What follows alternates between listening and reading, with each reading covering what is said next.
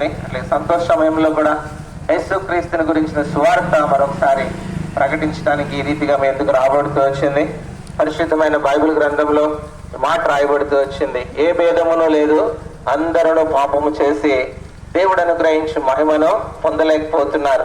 ఈరోజు అందరూ అన్ని పనులు చేయలేరండి. మానవుడు మహా చేస్తే కొన్ని పనులే చేస్తారు, కానీ అందరూ భూమి మీద చేయగలిగింది ఉంది, అదే పాపం అంట. పాపం చేయడానికి చిన్న పెద్ద, ముసలివారని, ధనవంతులని, గొప్పవారని, జ్ఞానం కలిగిన వారని ఎవరూ లేరు, కానీ ఏ భేదము లేదంట.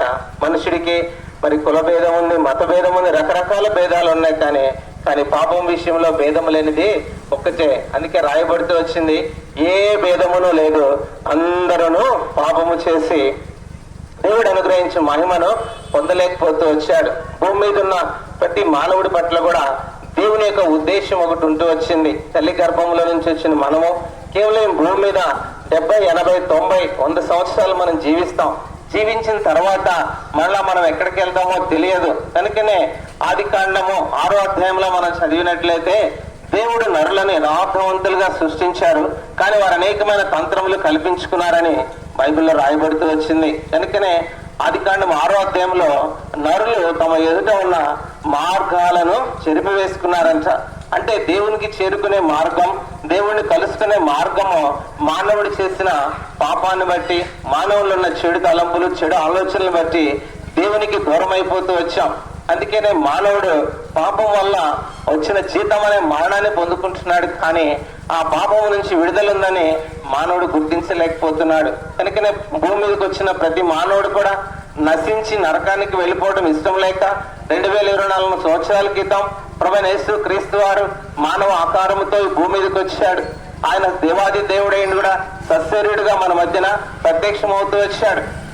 అందుకని ఏ భేదము లేదు, అందరూ పాపము చేసి దేవుడు అనుగ్రహించి మహిమను పొందలేకపోతున్నారని ఆ దేవాది దేవుడు తన మహిమను విడిచిపెట్టి మానవులమైన మన దగ్గరికి వస్తూ వచ్చాడు. అంతేనంటే ఆ దినాల్లో యేసుక్రీస్తు ప్రభు వారు భూమి మీద ఉంటున్న పరిచర్య చేసిన దినాల్లో ఆయన ఎంతో మందిని బాగు చేస్తూ వచ్చాడు.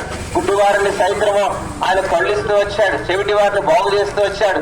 అంతేనంటే భౌతిక సంబంధమైన స్వస్థతలే కాదు, కానీ పరలోక రాజ్యమును గురించి అనేకమైన విషయాలు ప్రభు అక్కడ సెలవిస్తూ వచ్చాడు. లూకా సువార్త 19వ అధ్యాయం 10వ వచనంలో నశించిన దాన్ని వెదకి రక్షించుటకు మనుష్య కుమారుడు ఈ లోకానికి వచ్చాడు.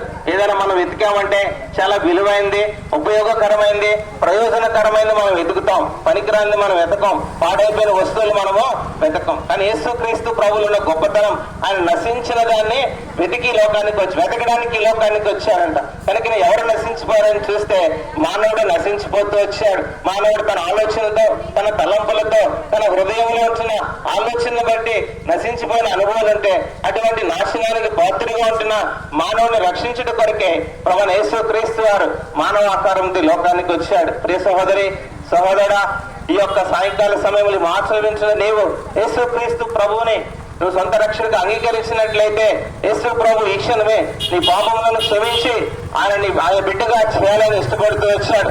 చాలా సార్లు మనం చేసిన మంచి కార్యాలు, మంచి పనులను బట్టి మన పరలోక రాజ్యంలో ఉంటామని కాదు, కానీ యేసుక్రీస్తు నందు విశ్వాసం ఉంచుట ద్వారా నీవు నేను కూడా పరలోక రాజ్యంలో ఉంటామని ప్రభువైన యేసుక్రీస్తు వారు సెలవిస్తూ వచ్చారు. ప్రియ సోదరుడు, అనేక సార్లు మరి సువార్తను విని ఉంటారు, కానీ ఇప్పటి వరకు ఒక లక్ష్యం ఉంచలేదేమో. మరొకసారి ప్రభు తన ప్రేమను బట్టి ప్రాంతంలో సువార్తను మీకు ప్రకటిస్తున్నాం. మరి ముఖ్యంగా క్రిస్మస్ దినాల్లో దేవుని గురించి తెలుసుకొని ఆ నూతన సంవత్సరంలో ఆ నూతన ఆనందంతో, నూతన సంతోషంతో ప్రవేశించాలనే ఈ మాటలు మీకు తెలియజేస్తూ ఉంటున్నాం. కేవలం చిన్న ప్రార్థన, ప్రభువా నేను పాపిని, నన్ను క్షమించమని నువ్వు అడిగితే యేసుక్రీస్తు ప్రభు నీ హృదయంలో రావటమే కాదు, కానీ గొప్ప సంతోషం, నెమ్మది నువ్వు పొందుతావు. ఈ లోకంలో నెమ్మది ఉండదు. ఒక దినాన్ని ఈ లోకాన్ని విడిచిపెడితే పరలోకంలో ఆ విశ్రాంతిలో ఉంటావు. నీ ఆత్మ అనేది ఆ నిత్య నరకంలోనికి వెళ్లకుండా ఉంటుంది. అందుకనే మానవుడి యొక్క శరీరానికి మరణం ఉంది, కానీ మనలో ఉన్న ఆత్మకి మరణము లేదు. కనుక నీ శరీరము నువ్వు మరణించిన తర్వాత అది ఇక్కడ లోకంలో విడిచిపెట్టబడుతుంది, కానీ నీ శరీరంలో ఆత్మ మాత్రం అది 2 స్థలాలకు వెళ్ళాలి. ఒకటి నరకము, రెండోది పరలోకము. నరకంలోనికి వెళ్ళాలనుకుంటే నువ్వేం చేయవసలా, నీకు నచ్చినట్లుగా నువ్వు జీవించవచ్చు. కానీ ఒకవేళ పరలోకంలోనికి వెళ్ళాలంటే కనుక ప్రభు చెప్తున్న మాట, ప్రభు అయిన యేసునందు విశ్వాసం ఉంచుము, అప్పుడు నీవును నీ ఇంటి వారందరూ కూడా గొప్ప రక్షణ పొందుతారు. మీ స్థలాన్ని విడిచిపెట్టి వెళ్ళక ముందు మీ కొరకే ప్రార్థన చేస్తాం. పరిశుద్ధుడా, ప్రేమగల తండ్రి, పరిశుద్ధమైన నామం బట్టి మీకు స్తోత్రాలు. మరొకసారి ఈ సువార్తలో ప్రభువా చెప్పబడిన మాటలు విన్న వారి హృదయాల్లో కార్యం జరిగిస్తామని ప్రార్థన చేస్తున్నాం. మేము కూడా ముందుకు వెళ్తున్న సన్ని తోడుగా ఉంచాం. సాయంత్రం మీటింగ్ కొరకు సిద్ధపరచమని యేసు ప్రభు వారి పరిశుద్ధమైన నామంలో స్తుతించి ప్రార్థించి అడిగి వేడుకొంచున్నాం తండ్రి. ఆమేన్. యేసు మసీకి పరలోకవాసి యేసుక్రీస్తు ప్రభువారికి హల్లెలూయా. హల్లెలూయా.